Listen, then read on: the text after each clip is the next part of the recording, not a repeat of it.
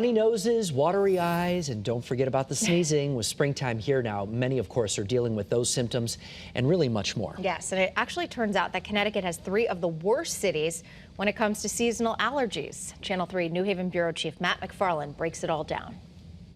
While the rainy weather will keep the pollen count down today, we all know the springtime can be brutal for allergies. In fact, New Haven is listed as one of the top 10 most challenging cities to live in when it comes to seasonal allergies. But experts say there are a few tips you can take to help yourself. I get sneezing, my eyes start watering, swell up sometimes, but mostly I get a lot of sneezing. Out dodging the raindrops on the New Haven green, Troy tells us, like many, his allergies act up every spring. When the leaves starting to bloom out and the grass getting cut sometimes, but mostly when it starts to bloom and everything. So once that happens, I have to go get like certain medication. According to a report from the Asthma and Allergy Foundation of America, 50 million Americans deal with allergies, many of them seasonal, and 3 Connecticut cities, Hartford, New Haven, and Bridgeport, are listed as some of the most challenging cities to live in when it comes to allergies.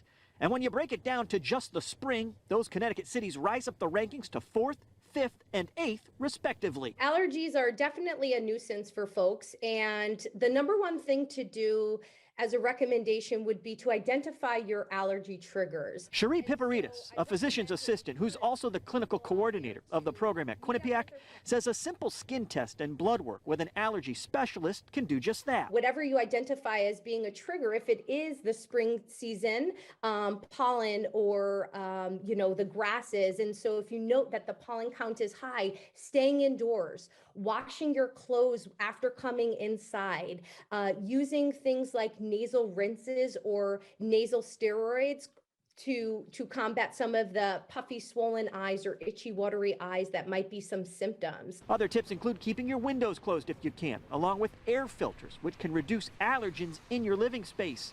Experts say if you spend a lot of time outside, cover your hair and take off your shoes before going into your home, and shower before bedtime. Lastly, recommending just washing your bedding at least once a week has been found to be very helpful, and encasing beds as well as pillowcases with allergy barrier pillowcases will help as well. To see the complete report, we've got the link on the Channel 3 app.